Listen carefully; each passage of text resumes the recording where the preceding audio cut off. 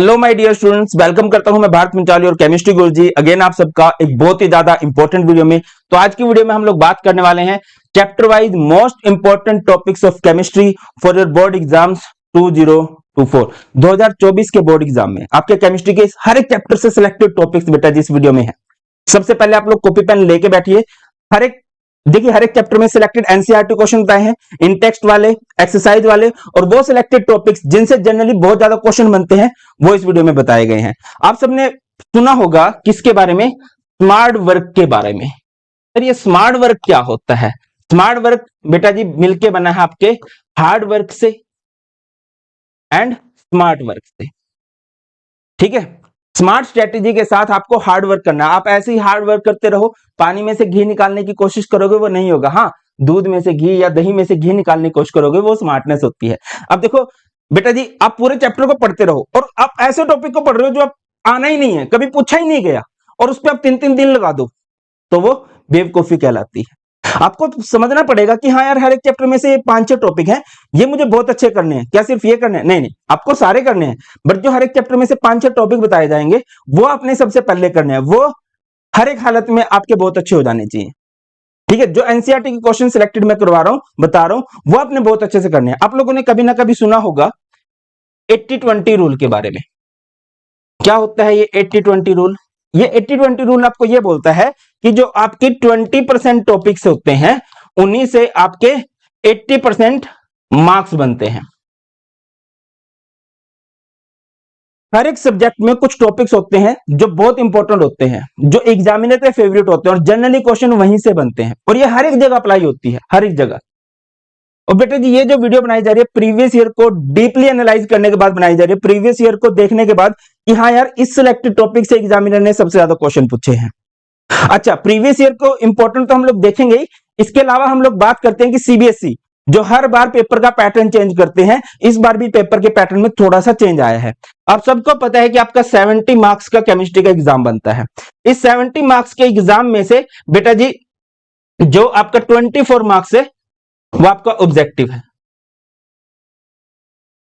और आपका जो 46 मार्क्स है वो सब्जेक्टिव है।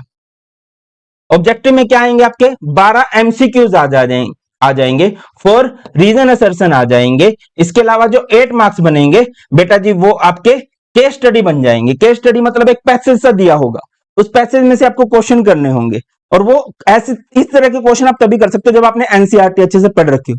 सारी बात करेंगे। और बाकी है सब्जेक्टिव, सब्जेक्ट में 2 मार्क्स के क्वेश्चन, 3 मार्क्स के क्वेश्चन, 5 मार्क्स के क्वेश्चन, इस तरह से अलग अलग बनते हैं। ठीक है, एक बार चैप्टर वाइज वेटेज की अगर मैं बात करता हूं बेटा, चैप्टर वाइज वेटेज क्या है? सॉल्यूशन 7 मार्क्स का है, इलेक्ट्रोकेमिस्ट्री 9 मार्क्स का है, केमिकल काइनेटिक्स 7 मार्क्स का है। ये चैप्टर हमारे फिजिकल केमिस्ट्री के हैं, जहां से बहुत ज्यादा इंपॉर्टेंट आपके न्यूमेरिकल्स होते हैं। तो यहां से ऐसा नहीं है कि आपने थ्योरी नहीं करनी है, एक्स्ट्रा फोकस न्यूमेरिकल्स पे करना है। चैप्टर वाइज इंपॉर्टेंट भी समझेंगे, बट पहले ये तो समझ लो करना कैसे है, क्या क्या करना है वो तो हम देखेंगे कि हाँ कहां पर आपने किस पे ज्यादा फोकस करना, वो भी तो बात करें। अगली बात पे आ जाते हैं, D and f block coordination compound. ये आपके इनऑर्गेनिक केमिस्ट्री के चैप्टर हैं, ये आपके इनऑर्गेनिक केमिस्ट्री के चैप्टर हैं, और ये टोटली थ्योरी बेस्ड होते हैं। कितने मार्क्स के बनने हैं? 14, और टोटली इसमें क्या है? थ्योरी है। हाँ, डी एंड एफ ब्लॉक में पोटेशियम परमैंगनेट, पोटेशियम डाइक्रोमेट की रिएक्शंस हैं जो आपको थोड़ा सा टाइम लेंगी, जहां पर आपको एक्स्ट्रा फोकस करना चाहिए, लिख लिख के प्रैक्टिस करनी चाहिए।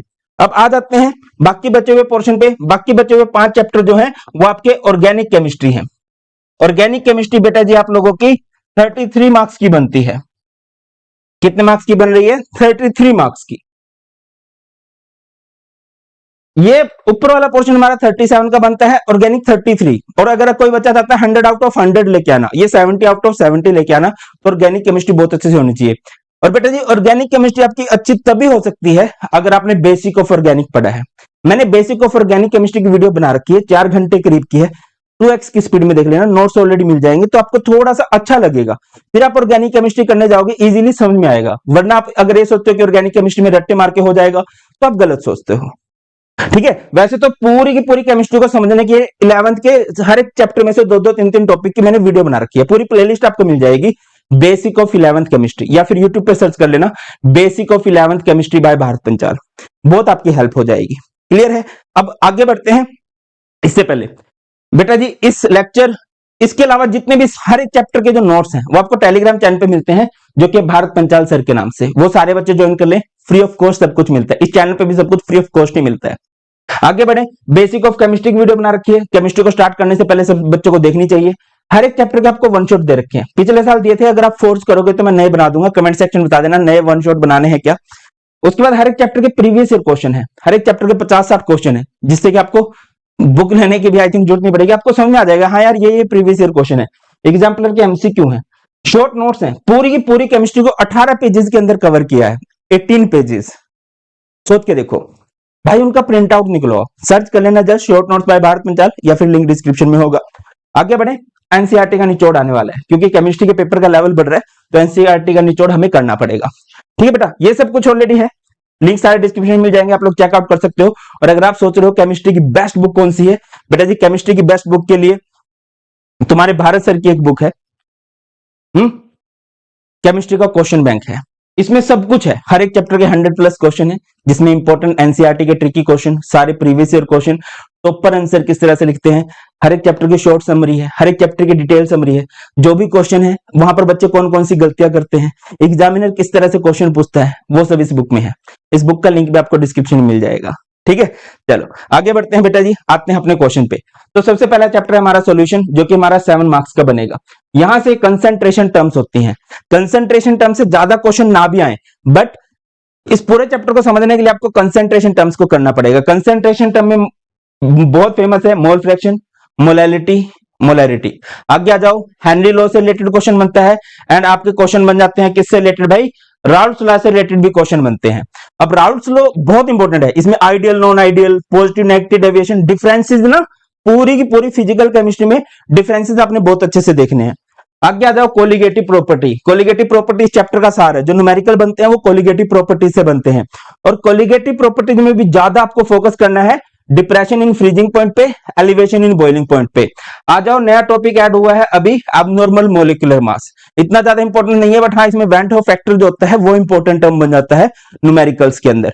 अच्छा बेटा जी, मैंने यहाँ पर एनसीईआरटी के क्वेश्चन बताए हैं एक्सरसाइज के, इन टेक्स्ट के, ये ओल्ड बुक के अकॉर्डिंग है, और जो नीचे पिंकी कलर है वो न्यू बुक के अकॉर्डिंग है। तो जिस बच्चे के पास न्यू केमिस्ट्री की बुक है वो न्यू के अकॉर्डिंग कर सकता है, और जिसके पास ओल्ड बुक है वो उन क्वेश्चंस को मार्क कर ले, या फिर लिख सकते हो मैं साइड हो रहा हूं अभी।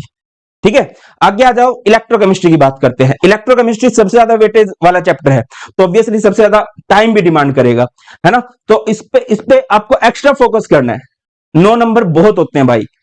ठीक है, इसमें थोड़ी सी थ्योरी है, थ्योरी वाले क्वेश्चन कंडक्टिविटी वगैरह से आएंगे, है ना। मोलर कंडक्टिविटी पे डाइल्यूशन का क्या फर्क पड़ता है, कंडक्टिविटी पे क्या फर्क पड़ता है।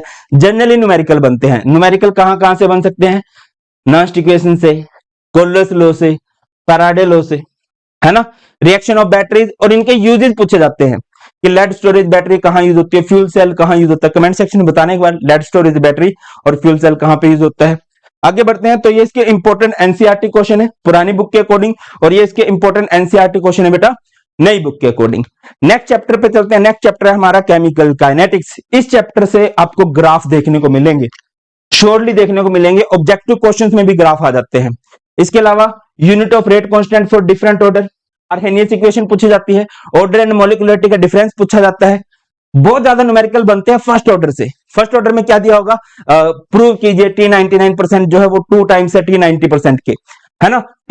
आपको T40% दे रखा होगा, 20 मिनट है फर्स्ट ऑर्डर के लिए, तो बताओ T75% कितना होगा। और आर्हेनियस इक्वेशन के भी क्वेश्चन बने हुए हैं बेटा, आर्हेनियस इक्वेशन से भी क्वेश्चन बने हुए हैं।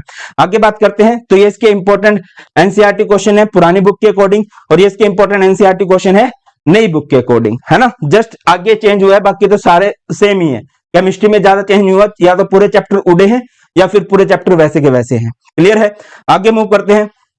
नेक्स्ट है हमारे पास d and f block elements. अब देखो जो d and f block elements है, ये इनऑर्गेनिक केमिस्ट्री का चैप्टर है, बहुत पढ़ना पड़ेगा, इसको लिख लेना। जो जो ट्रेंड्स हैं भाई, लेफ्ट राइट जाते हैं, साइज घटता है, सेम रहता है, फिर इंक्रीज होता है। एक शॉर्ट टॉपिक है लेंथेनॉइड कॉन्ट्रैक्शन, जो हर साल पूछा जाता है। इंपॉर्टेंट टॉपिक्स की बात करें, डी ब्लॉक की प्रॉपर्टीज, जैसे डी ब्लॉक के एलिमेंट्स कलर्ड होते हैं, जिंक कैडमियम मरकरी कलरलेस है, क्यों। ठीक है, वेरिएबल ऑक्सीडेशन स्टेट शो करते हैं, क्यों। भाई साहब ये हार्ड होते हैं, इनका मेल्टिंग पॉइंट हाई होता है, क्यों? इस तरह के क्वेश्चन और बहुत सिंपल से हैं। मोस्टली जगह पर आप देखोगे आंसर सेम ही है कि इनके पास अनपेड इलेक्ट्रॉन है, दैट्स व्हाई अच्छी प्रॉपर्टी शो कर रहे हैं। इनके पास अनपेड इलेक्ट्रॉन नहीं है, दैट्स व्हाई अच्छी प्रॉपर्टी शो नहीं कर रहे।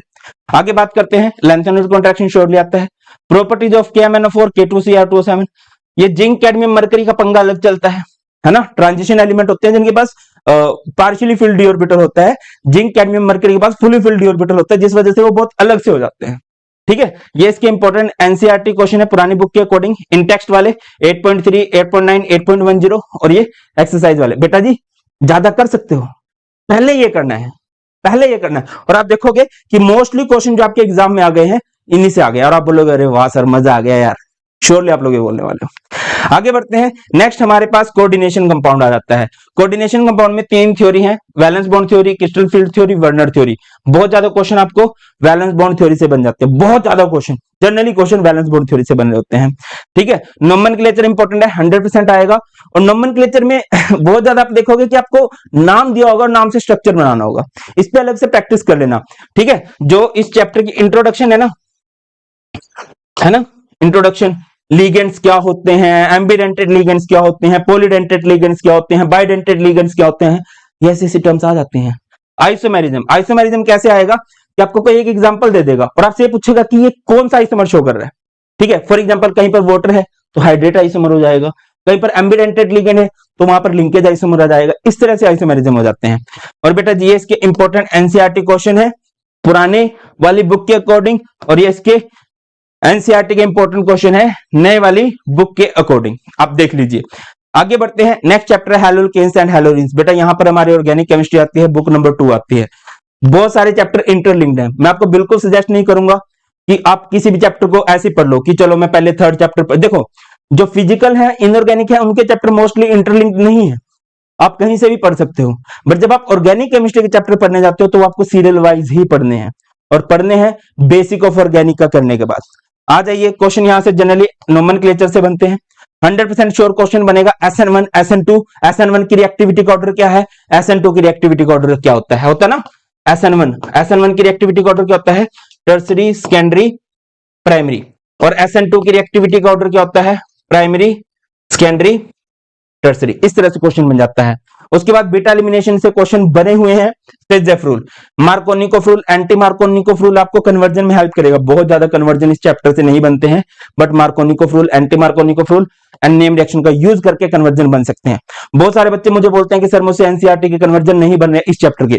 देखो अगर आप सिर्फ इस चैप्टर को करने के बाद आप उसके कन्वर्जन करोगे प्रॉब्लम हो जाएगी, बट अगर आप ऑर्गेनिक के सारे चैप्टर पढ़ने के बाद कन्वर्जन करोगे ना, फिर आपसे इजीली हो जाएंगे। या फिर मैंने वीडियो बना रखी है बेटा जी, आप कुछ भी सोच सकते हो, ऑर्गेनिक कन्वर्जन है ना, जस्ट सर्च कर लेना organic chemist conversion by Bharat Panchal.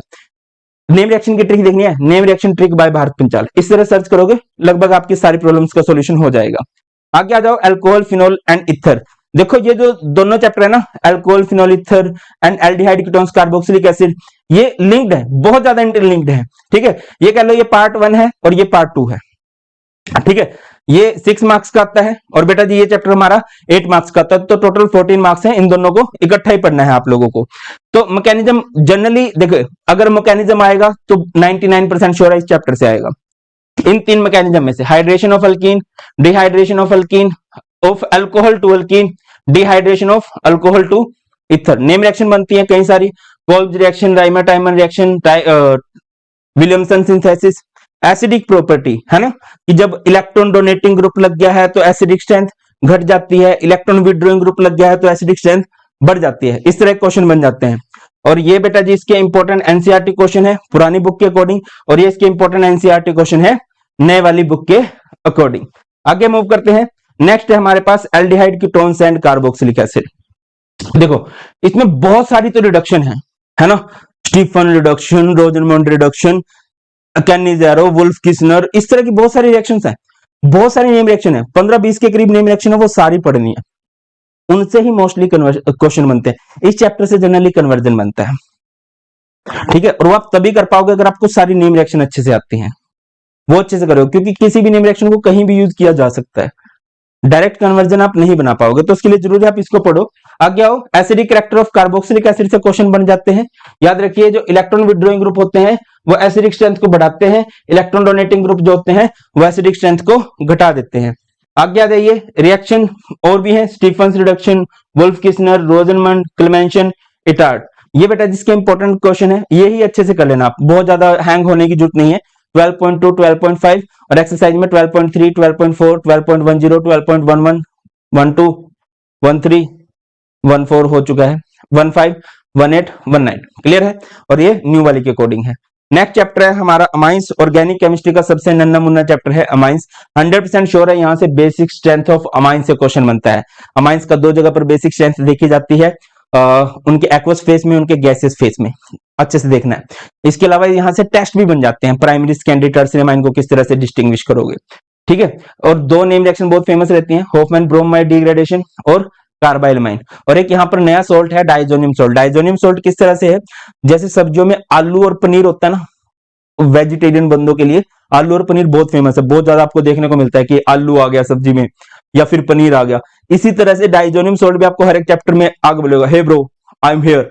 तो इसकी कुछ रिएक्शंस हैं, वैसे तो आप पीछे ही पढ़ के आ जाओगे, बाकी इस चैप्टर में भी पढ़ लेना, like coupling reaction, Sandmeyer reaction, Gattermann reaction और कन्वर्जेंस में बहुत हेल्प करता है, ठीक है बेटा। ये इसके इंपॉर्टेंट एनसीईआरटी क्वेश्चन है। और ये पुरानी वाले के अकॉर्डिंग, ये नई वाले के अकॉर्डिंग बार बार बताने की जरूरत नहीं, आप लोग समझ ही गए होंगे।